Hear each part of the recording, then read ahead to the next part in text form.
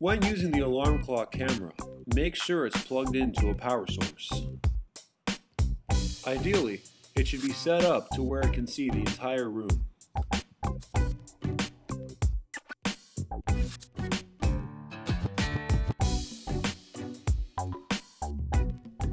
After removing the wireless receiver and the antenna from the box, be sure to secure the antenna onto the wireless receiver at the appropriate place, turning it clockwise.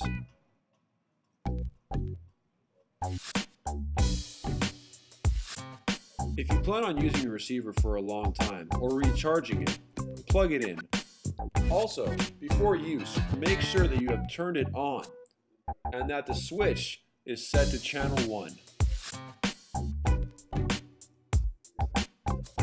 The green light should indicate what channel it's on. To connect the receiver to the television, either plug it into the television directly or into a VCR. Also, plug in the other end of the cord into the receiver here.